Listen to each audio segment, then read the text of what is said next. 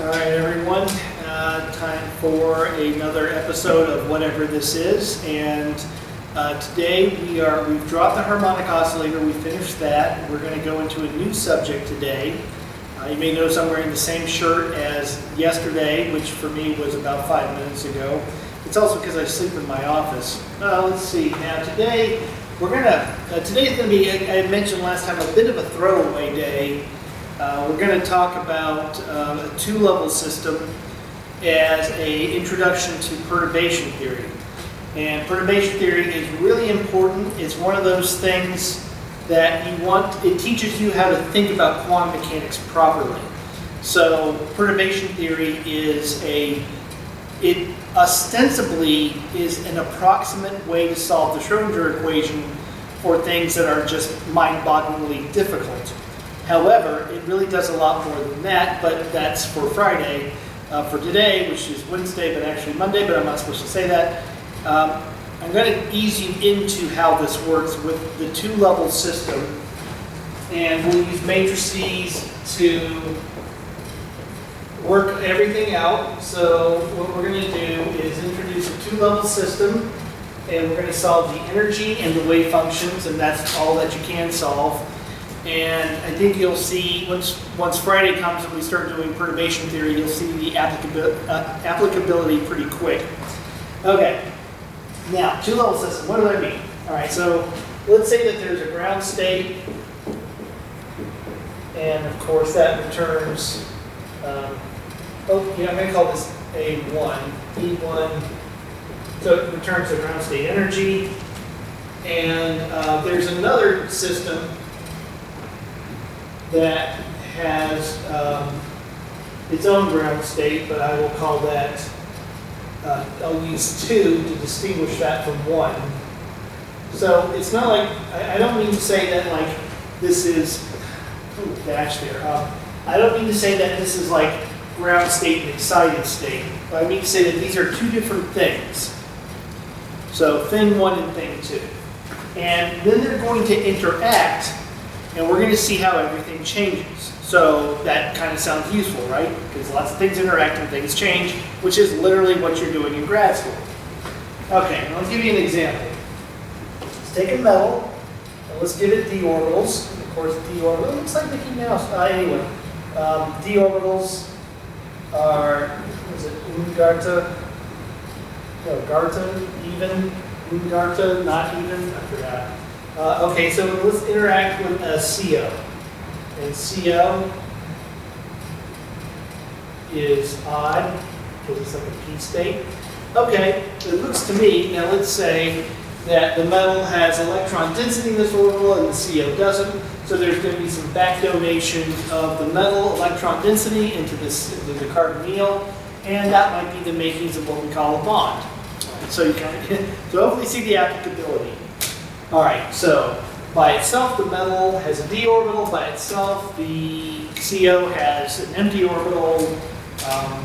And of course, there'll be some maybe electron donation from the CO to the metal, but we won't worry about that. We have to look at these things in small pieces. Okay, now in matrix form, we have to think about the total Hamiltonian as being composed, as we force these two together, the Hamiltonian will be composed of 2 parts, and let's put that in matrix form.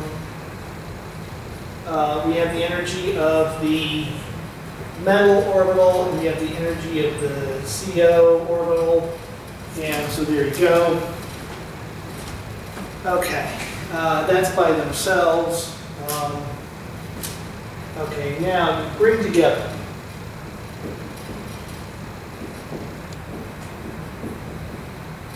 So I'm doing this in kind of a funky way. It may be kind of hard to follow your nose. This is appropriate for when the two are not interacting. So the CO is on Mars and the metal is on Jupiter. Okay, but then I'm going to bring them in proximity. And so now there's going to be an interaction, and the interaction will look like this in off-diagonal terms. And it helps you kind of understand what matrices do.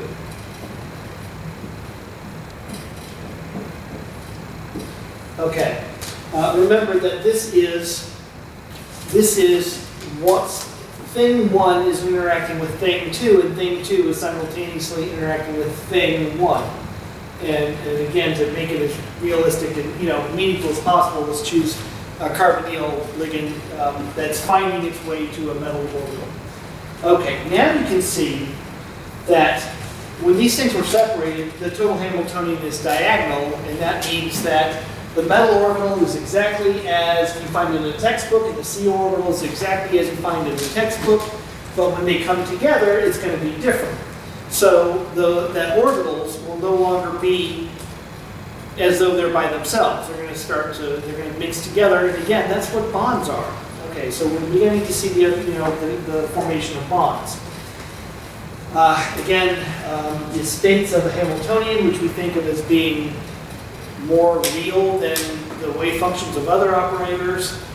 You need to have a diagonal operator. Now we do not have a diagonal operator, and that means we have to diagonalize this because whatever we're trying to understand from this is not meaningful because these are not the real states. And to make this work, we have to diagonalize them.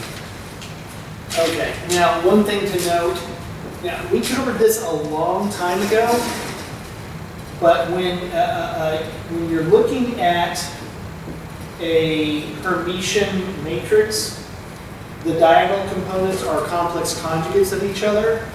And I don't quite remember why that is, but the Hamiltonian gives energy. Energy is real. Energy is something I can measure in a lab. And so that means that the operator for energy is Hermitian. And that means that the off-diagonal components are complex conjugates of each other. And we proved that. I don't remember how we did it, but I do remember doing that. Okay, so there's this. Okay, now, for us to have any meaningful quantum understanding consistent with quantum mechanics, we have to diagonalize that. And as you go to talks, you will always hear people, well, we have to diagonalize, you have to diagonalize it. You have to diagonalize it, right? Because then you know what's what. Okay, so now what does that mean? It means that we have this. Just writing the same thing again. Okay, when you have the Hamiltonian matrix interacting with a wave function, which will just simply be Wang coefficients, so the new wave function, the new eigenstates, will be linear combinations of the metal and the carbonyl orbital. And so this will be the weight of the metal, and that's the weight of the carbonyl orbitals in the new state. Now, of course, what we need to do when we operate on the wave function, you get the energy. I happen to know that we're going to have two. Right? We started out with two energies. We're going to end with two energies. They won't be the same energies times the wave function. And you can see, again, why I've said it a zillion times, I really like doing quantum mechanics with matrices because it's very satisfying. This is way better. Okay. Now, you know that the trick to this is not to do it. The exact mathematical statement is that the only non-trivial solution, meaning everything is zero, only a non-trivial solution is realizable unless this has to be true. Okay, where I is the identity matrix. The determinant of the Hamiltonian minus the eigenvalues times the identity matrix, that determinant has to be zero or you're not going to solve this. I'm pretty sure you can solve it. So this has to be true. So the damnedest thing is that's what you end up solving. It's easier to solve this than that. Besides, this has two, I don't know what that is, I don't know what that is, I don't know what, and there's two things there, I don't know what they are. So I don't know that I could work with this, right? But I can work with that because, here, let's do so. Now, you know that the identity matrix is going to do this. I'm sorry, E1 minus lambda. Then I've got the off-diagonal components, and then I've got E2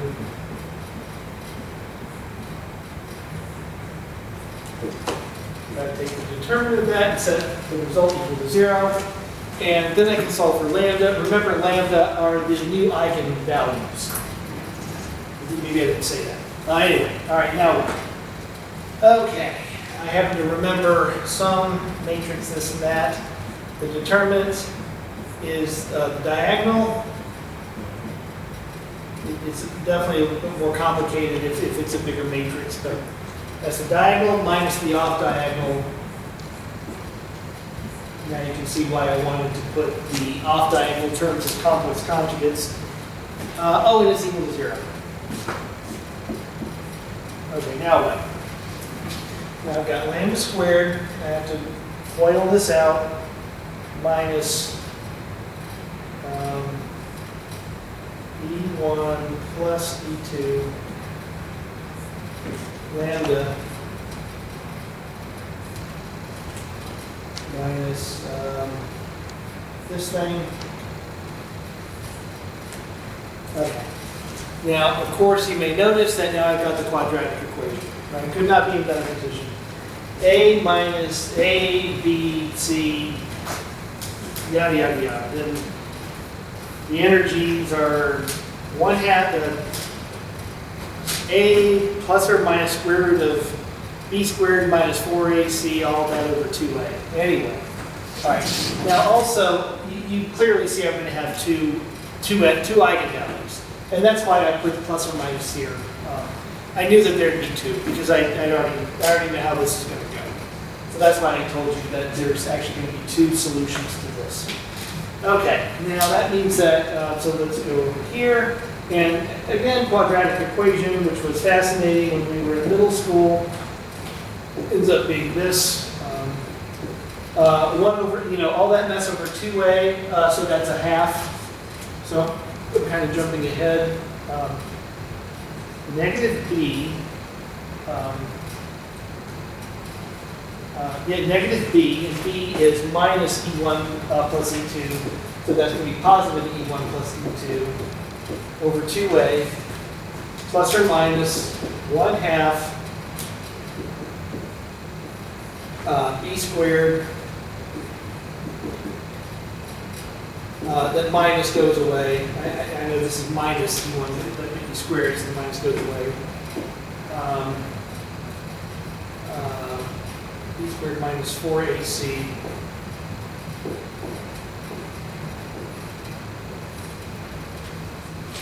minus 4, A is 1, C is minus, okay, so that's why you have a plus there. Okay, and then you can simplify this a bit. I'm going to simplify it because this is what you find in textbooks. What you do, E squared. E squared, E1 plus E2. And wait a minute.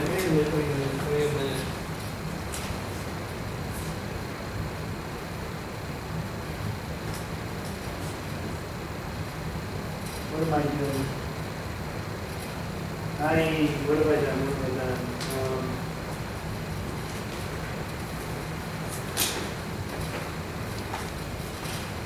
I made a mistake. Let's see here. I'm missing a term. I am missing a term. Sorry. Okay. All right. That is, there's no lambda there, but I've got a plus. Is that right? I've got a plus. Oh, there's a cross term. Okay. Sorry. All right, so that means that there's minus 4 AC of the quadratic equation does this. Sorry about that. There we go. Yeah, it's a mouthful. So you can see why we want to simplify it. All right, anyway, when you square this guy, you're going to end up with 2E1 E2 minus 4 E1 E2. So that's why you do it, because it ends up simplifying really easily. So they don't mess it up.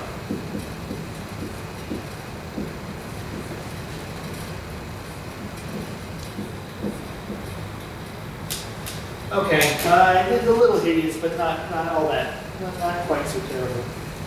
Okay, and you can see here, sanity checks. I always do sanity checks. All right.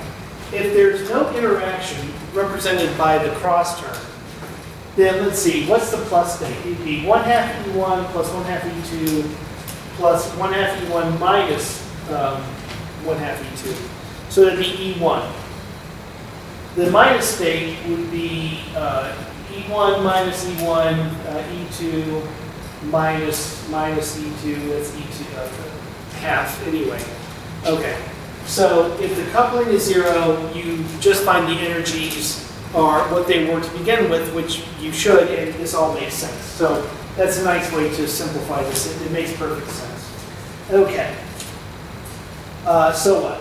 All right, next thing is, so these, yeah, this is kind of it, by the way.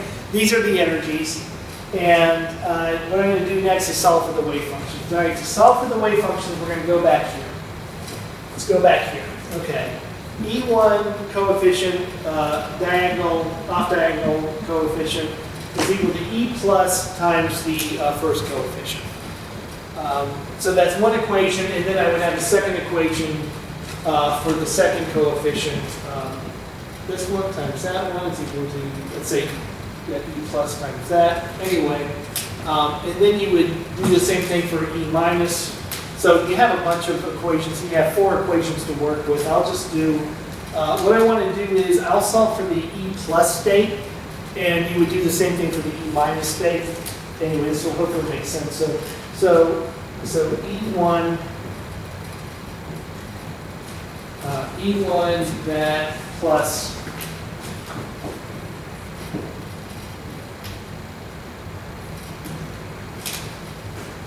CA2, and again, I'm putting in E plus because that's the state I'm going to solve for. I'm solving for the first state, and if I want to solve for the second state, then I have to plug in an E minus. So notice that I know what those energies are. Okay, so there's that, and now I do the bottom one because I'm in one of those situations where I've got so many unknowns and so many equations, and I better have as many equations as I have unknowns. Okay, so now, of course, my unknowns are the coefficients, the weighing factors for the metal and the carbonyl orbital for when they interact. Then I have to solve this thing, which kind of sucks, by the way. Now we're in a world of algebra. So I'm going to just do a little bit of this and I'm not going to finish it because it's kind of stupid. Let's see, what can I do here? So I can deal with this, right? I can say C1, CA1, I should just call it C1, that's stupid with me. Anyway, E plus minus E1 is equal to, and here I can factor CA2, E plus, wait, that's not right.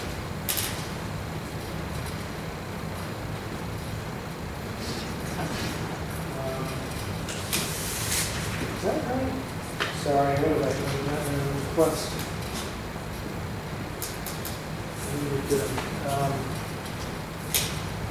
Oh yeah, it's going to be. Is that right? What the hell have I done? Oh yeah. You know what's going through my head is I always, whenever you're doing these equations, like wherever one's plus, the other is minus. And so when I didn't see that, I kind of freaked out, but no, it's okay. That silly rule doesn't work all the time. Anyway, I just thought I was messing it up. So 1. Okay, now what you can do is, again, and it's kind of silly for me to to do algebra in class at this point, but at the same time, this is a neat little trick, by the way. I'm going to figure out what CA1 is over CA2 by taking the square root of the squares, and what you end up with is square root of E plus minus D2 over square root of E plus, I'm sorry, the E plus. Okay. Yeah, does that make sense? I think that makes sense. Hopefully my notes aren't too jacked up. Okay. Okay, so now you have this, but you have to, you can solve one in terms of the other. The next thing we need to know is you're assuming that the wave functions, you know the wave functions for the carbonyl, you know the wave functions for the metals d orbital. So these Wang coefficients, better, again, you have to square them, right? The sum of squares better equal 1. And that's, again, just preserving probability, preserving normalization. Okay, and when you do that, here, I'll write out the rest of it. Again, it's just algebra. You know, makes us all feel smart that we can do algebra, but then again, a middle school student can probably do the exact same thing without knowing what any of this is. So that's why I was always a little hesitant whether I should spend time on this, but I'll explain why I thought maybe we should do this. Okay, anyway, so CA1 squared ends up being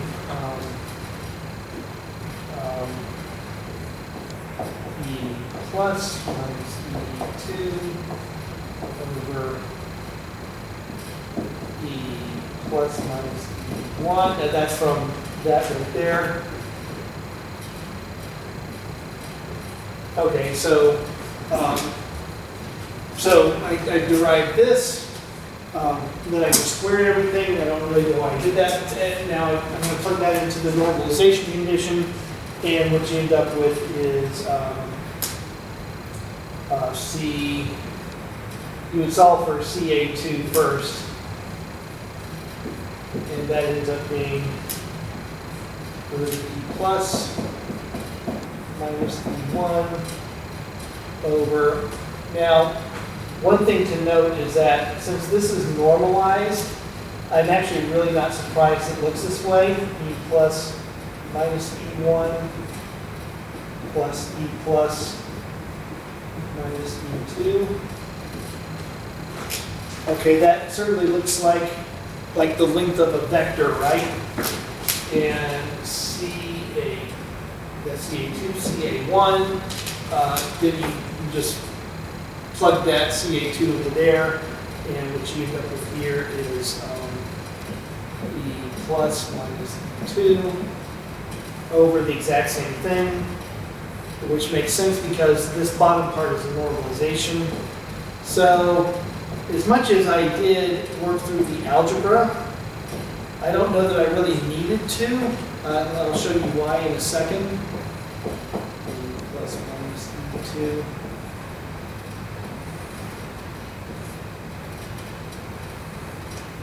Okay, so let me point out why this makes sense. Square root of E plus minus E1, square root of E plus minus E2, and look at what they're both normalized by. The square root of the sum, right? And yeah, so there you go. So it makes sense. Now I have to admit, now I'm freaking out. I can't remember if those terms are supposed to be, no, I don't think they're supposed to be squared. Anyway, so there you go. All right, now this is the part where the algebra really goes bonkers on you, and you have to use trig identities. The problem that we've got to run into is we need to express this in terms of the energies that we started out with, E1 and E2.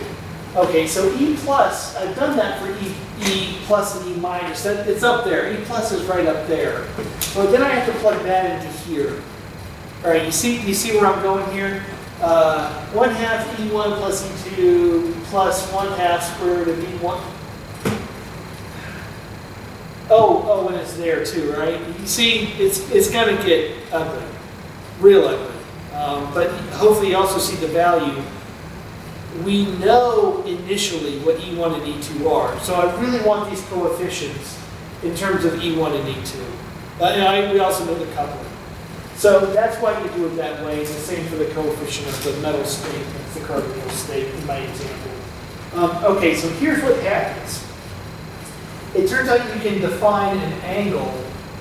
Now again, this comes out of the blue. When you're following your notes, you may be like, hopefully you follow what I'm saying, but when you're reading your notes, you may be like, wait, what the hell is this? And I don't really know what to tell you. It's just do an unbelievable amount of algebra and do some trig identities and you find this. That you can define an angle. I mean, you can see that this will turn into something hideous, and it turns out though that it follows it looks like a trig identity for tangent. So, okay, so now I can define an angle from whatever the hell this turns into, and then you can define the coefficients CA1 and CA2 as cosine of that angle. So again, you define an angle based on the initial parameters. Again, you know what E1 and E2 are. You know how the two states couple. And that gives you this angle, which now can be used to spit out what the coefficients of in my example, metal and carbonyl state are in the final set of eigenstates. So now we know what the eigenstates are. Okay. So again, I was kind of hesitant to do all this, but we've got the energies and now we've got the wave functions, and it was a mess of algebra. It's entirely tractable, so it has that going for it. But as you can see, when I got to this point in my own, when I took the class, this was all worked out from there. But I mean, I really don't want to spend 20 minutes just factoring square roots and whatnot, canceling terms. So if you can accept this, this is the result. But now let me put this in pictorial form, and that may be a lot more meaningful to you. And let's look, let me go down to here. The main thing is that you're getting mixing and splitting. The states are mixing, so the metal is donating electrons to the carbonyl, and so we have new orbitals. You know, we have old molecular orbitals from CO, that's a molecular orbital. It's like an empty p state, so that's a molecular orbital. I guess the filled d state of the metal is like an atomic orbital, but let's just call it a molecular orbital. So we have these molecular orbitals interacting, forming new molecular orbitals. Anyway, let me draw this in pictorial form so that this will be more meaningful. Let's say that the difference is half E1 minus E2. That makes sense. So this just makes sense. And the average, the mean, is of course 1/2 E1 plus E2. And those, are kind of sensible. Now, what I'm going to plot. Okay. This is what my plot is composed of. I am going to plot on the x-axis delta, the difference between the two energy levels. So delta of 0 means that they're degenerate. So that means something, right? Now, so I'm going to plot delta, and I'm going to plot E1, which is the mean plus delta, and E2 is the mean minus delta. And again, I'm going to plot that as a function of delta. Again, the energy difference, of course, it's centered at 0. No energy difference. Okay, this is a, let me make sure I'm not an idiot. This is just a line, the slope of 1. That's E1. And E2 is just a negative going line. We can make them symmetric. Okay, so here's E2.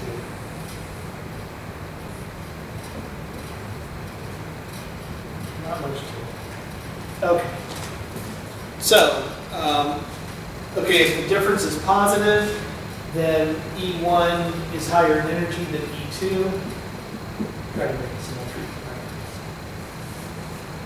Yeah, it makes sense. So if the metal orbital's energy is higher than the carbonyls, then the difference is positive, and vice versa. All right, that's sensible. Okay, so what? Let me plot the E plus and E minus energies, and they look like this.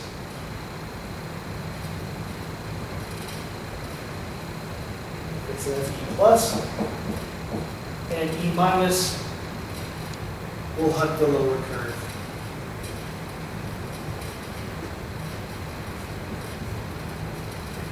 Okay. Now, the important thing is that if the difference of energy is positive, the higher energy state is the metal because it has higher energy, and the mixed state is mostly metal-centered, and the lower energy state would be the carbonyl, or vice versa. Again, if the carbonyl state, this is E2 over here, so if the carbonyl energy is higher than the metal, then that switches roles. Now, in between, you can't say that anymore. It looks like an even combination of both, where this splitting energy, now again, you know, I mean, based on this, which makes my eyes bleed, but when I graph it, it's not hard at all. This difference in energy is actually 2, you know, whatever, times the absolute value of the coupling. Okay, so there you go.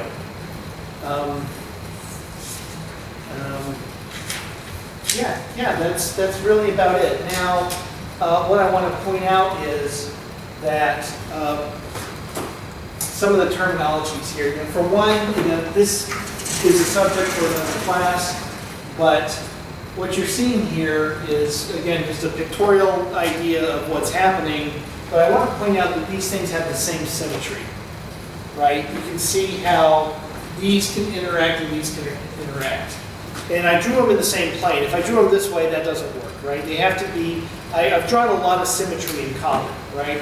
So that's one thing when it comes to orbitals interacting with each other. They need to have the same symmetry. I took that for a given, but you have to be careful. If they don't have the same symmetry, all this is junk. They don't interact. Okay. Next thing is that you have what's called an avoided crossing. This is terribly important. You'll always hear about avoided crossing in talk. And all that's happening is that if the states are energetically similar and they have the same symmetry and the states are like, you know, I brought them together so that they can interact, or what the hell am I even talking about? So a couple of things, same symmetry. Somehow I put these two together. Probably that just means I mixed them in the same pot. And as they become energetically similar, you see that the energies of the states, there's this forbidden energy region that you never realize. There's always a difference in energy, and you can often see this by various spectroscopies. And when you have no energy difference between the states, obviously this is where the mixing is the greatest. Now you get that from the coefficients. You get that from here. When the energy splittings are minimal, then you will get the most mixing. And in the case of the example I've been using, that means when you get the strongest bond. So, right? The most mixing between metal and carbonyl means that you form the best bond you could possibly form. So look out for those terminologies. When you hear about when things interact, you get mixing and splitting, and this is exactly what that looks like. Okay, so I do have 10 minutes left, so I actually want to go ahead and introduce perturbation theory, which this is actually a form of perturbation theory. It's just a warm-up to it. Perturbation theory can be applied to what I just described. Perturbation theory is considered, it's like an inexact science, a method for solving energies and wave functions when you don't have a mathematical toolkit available to do it for you. No 17th century mathematician, Mathematica won't do it. And it turns out that there's lots of examples of systems that have Hamiltonians, and you solve the Hamiltonian. Oh wait, not always. Some things are unsolvable. And it turns out that, and get this is really nuts. If you're trying to do atomic theory, let's do helium. Guess what? It's unsolvable. If you write out the Schrodinger equation, the problem you have is that the two electrons interact with each other, right? So you have a dependence on the coordinates of one electron and the other electron through the Coulomb operator, which is 1 over the difference between R1 and R2. That ends up creating a separability problem. You can no longer write the wave function of electron 1 times electron 2. Right, so I'll write this up. So this is, say we're talking about helium. And we're going to use perturbation to solve for helium. It is true that the total wave function, which you like to write as electron 1 and electron 2 with their own coordinates, that actually doesn't work. You cannot separate the solution into two descriptors that just multiply. Now that's because they basically avoid each other, right? Electron 1 is never going to smash into electron 2 because that would like blow up the universe. However, and that happens because of the Coulomb operator. However, we can't solve it. We have no way of solving the Schrodinger equation. Mathematicians have told us it is unsolvable if it cannot be separated. And it cannot be separated, therefore it's unsolvable. So you have to now employ different tools to work with anything with more than 2 electrons, which is everything. That really sucks, by the way. When it comes to, wave functions for molecules, that actually ends up being a separate class. That's the theoretical chemistry, model chemistry. This is quantum mechanics. Those are not the same class, by the way. So I wanted to get you seeing how some of this works. Now, so I want to point out that saying that there are systems that are unsolvable is actually shockingly common. This is one of the ways to solve it. And it teaches you to think about problems, even problems that can be solved, like the last problem. It teaches you how to think about them. And I'll walk you through all that. Okay. So anyway, just motivating, why are we doing this? And this pen will die, so I'll finish out the 10 minutes with this pen, and that's it. Perturbation theory. So again, it sounds like a way to solve wave functions, but I'm telling you it's actually more than that. Now, I also am going to use a different textbook to work on this one, and that's on the website. Because the book we are using, it's just too incomprehensible for this. This is really not that hard to understand. Okay, what you're going to do is you're going to say that you have something you can solve, but there's an additional term that makes the resulting total Hamiltonian unsolvable. Think about the example I just gave. If I was working with a hydrogen atom, that's solvable. I know what those wave functions are. I know that the wave function for the 1s state is basically some normalization minus, I think it's that. Anyway, it's minus r over a naught. Maybe there's a 2 in there, whatever. I can solve for the wave function of a hydrogen atom because it only has 1 electron. I could say that if it has 2 electrons, I could just do this, minus R1, minus R2. And so now I'm describing helium with 2 electrons, all right? But the problem, and so that's great, but the electrons can't be touching each other, right? So again, change the hydrogen Hamiltonian, add in another electron, just don't let the electrons see each other. What you get is two hydrogen wave functions, an electron with a 1s state and another electron in a 1s state, and one would be spin up and spin down, obviously. And you would find the hydrogen solutions are what you find, and this is what it would look like. Everything's fine and good, but the electrons cannot, we solved this exactly because we've ignored the interaction of the two electrons with each other, which, by the way, is gigantic. It's a gigantic amount of energy. So it has the benefit of being solvable, but being totally wrong.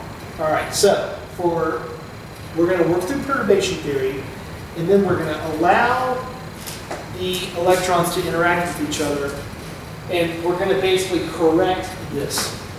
It's cool that I can solve things using a hydrogenic Hamiltonian, but the energies are completely wrong. And so what I'm going to do is I'm going to tack on that electron-electron Coulombic interaction and correct for the mistake of solving it, basically. Okay, anyway. All right, so some ground terms here. How am I doing on time? Got 10 minutes, so I can make some headway into this. Okay, now again, let's assume that we have a simple, known system.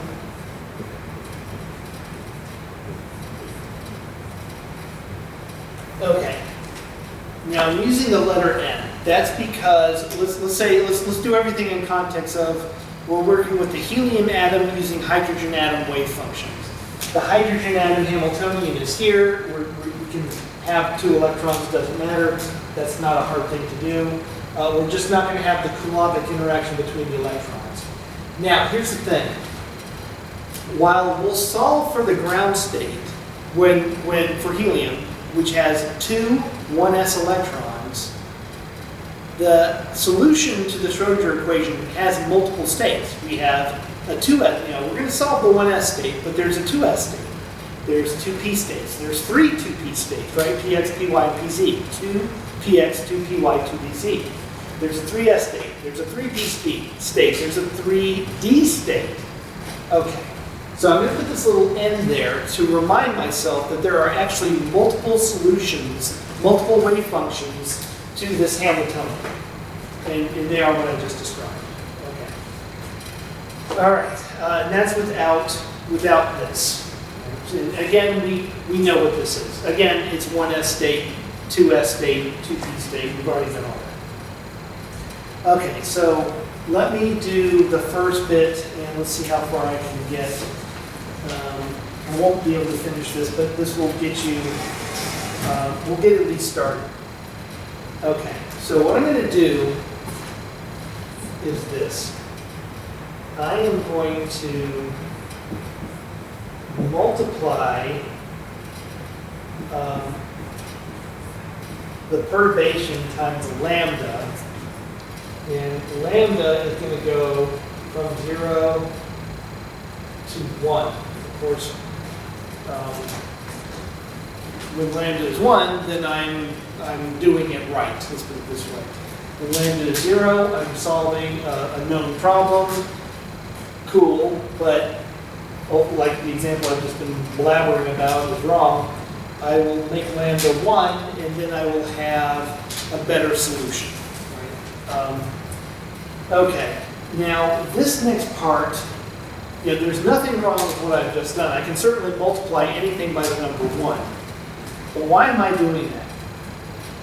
Now the reason is that we are, now this, by the way, this isn't going to make a lot of sense. All right, now this is the real wave function.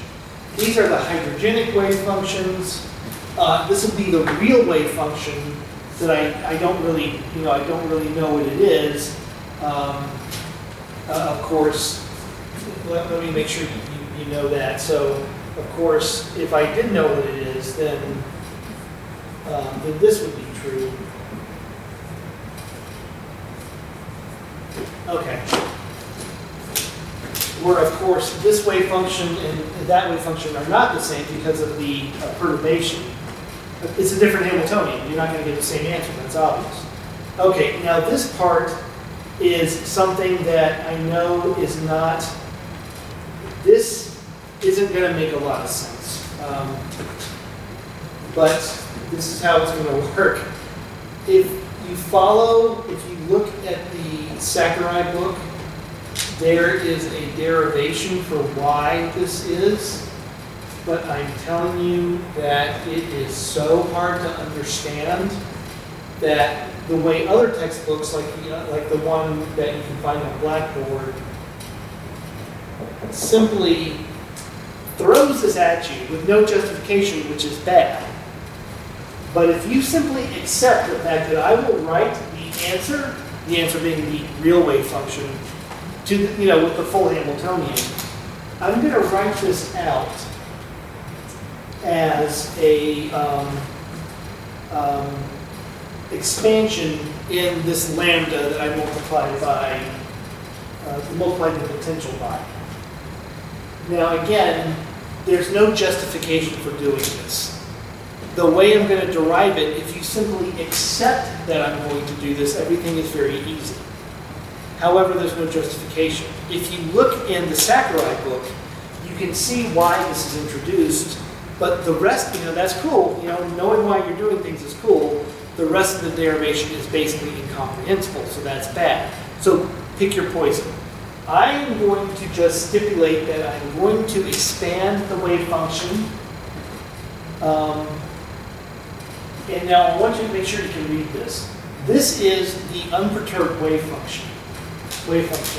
These are not excited states. These are what we call corrections.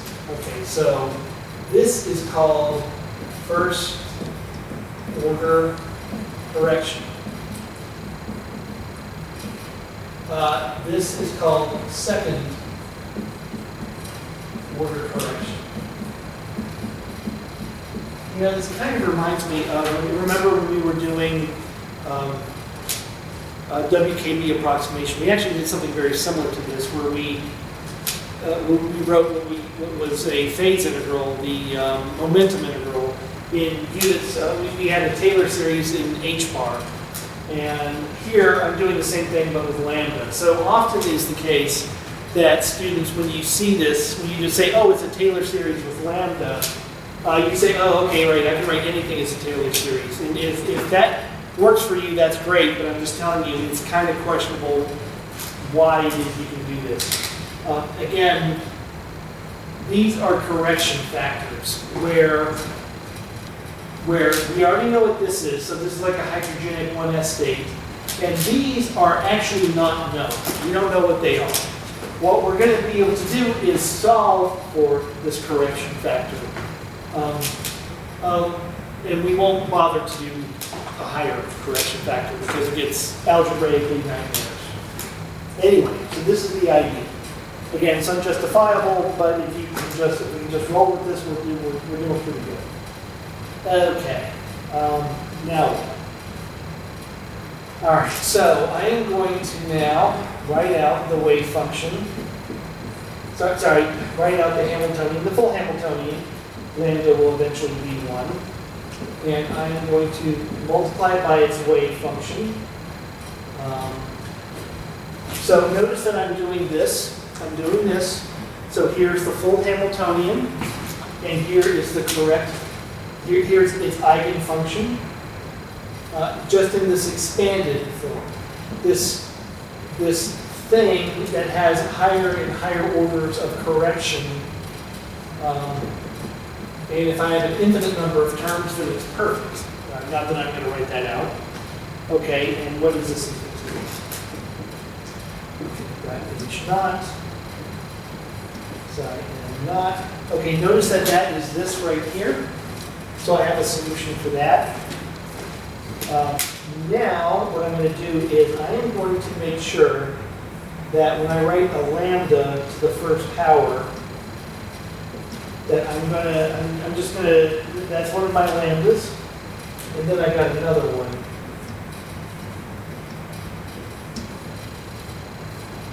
Okay. Here and here. And of course, the operators are always on the left, and lambda is a number, so it can come out. Okay, now I'm gonna put all the lambda squareds together. Okay, H naught, second order correction to the wave function. Oh, it needs a little hat too. Did I forget my hat? Yes, okay. Okay, I'm actually gonna have, yeah, two terms for this.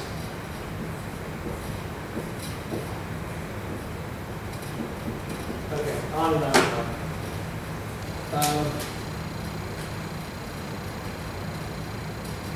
Yeah, there we go. Yeah, right there.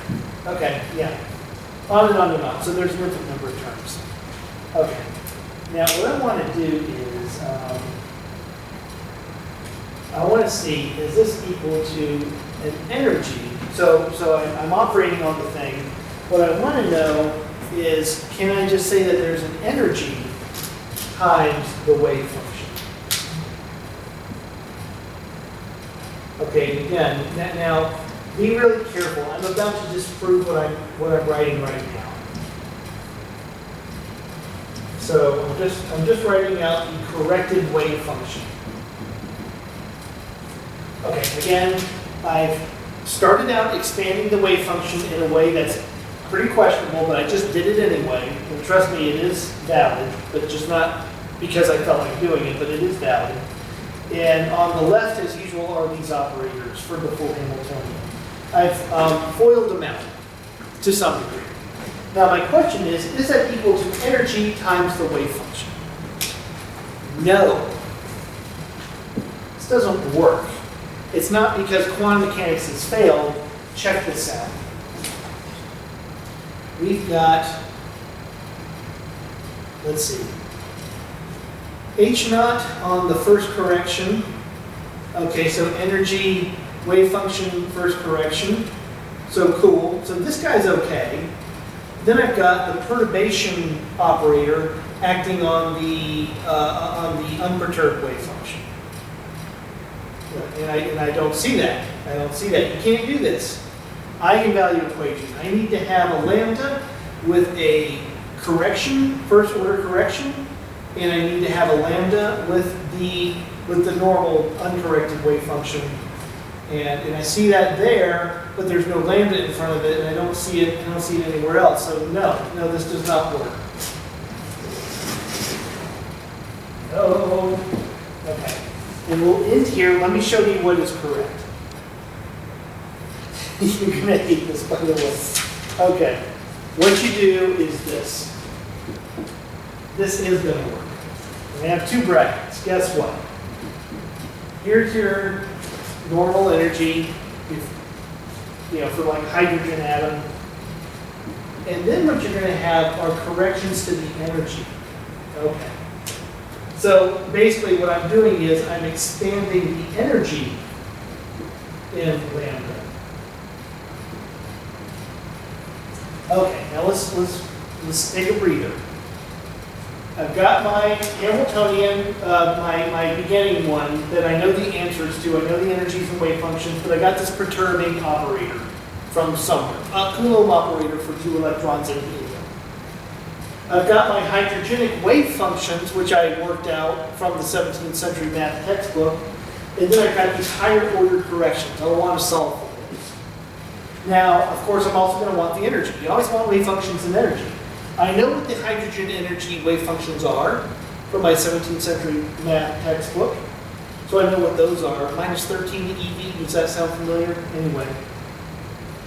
And then I've got corrections for the energy. So I'm going to have to find corrections for wave functions and corrections to the energy as a result of tacking on this, this perturbing deal, this perturbing operator. Okay, so now, so I have to expand the energy as well for the reasons that I just showed you there. Otherwise, the eigenvalue equation will fail. Okay, so I'm just writing out the wave function again. This expansion, and let me see. Okay, I think I've gone over, but let me write out what that does. We'll begin from there next time. This is just some algebra. I'm just foiling. I'm just going to foil this out. I'm just going to foil this out, and let me show you what you get.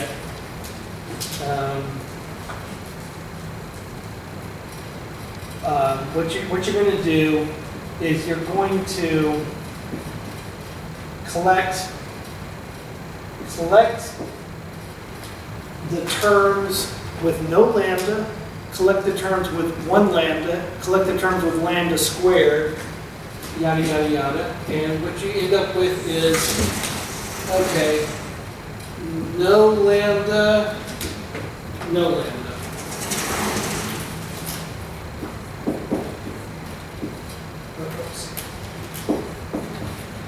Right? Okay, but that's, again, that's our starting point. So, right, you should have gotten that.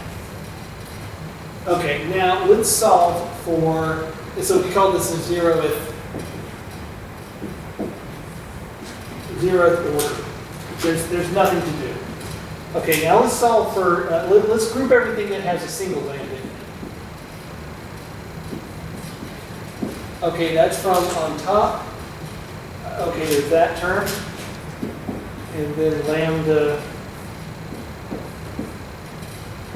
Okay, we got that. And on bottom, where do we have a lambda? We've got a lambda e n naught.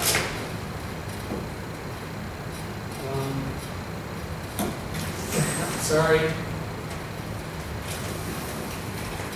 There's something wrong there. Then let's see, we've got this one and that one, so we've got that one and this one and this one and that one.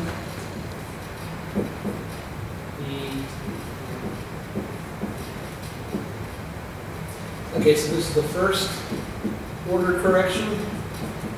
And last, we'll do lambda squared.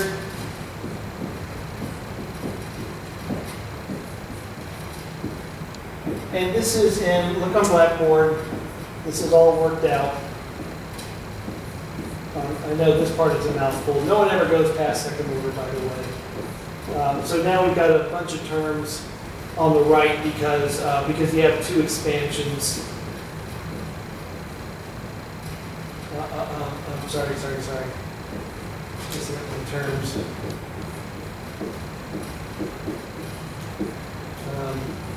Again, this is kind of an unpleasant business because there's so much to look at. Okay, there's 3 terms on the right.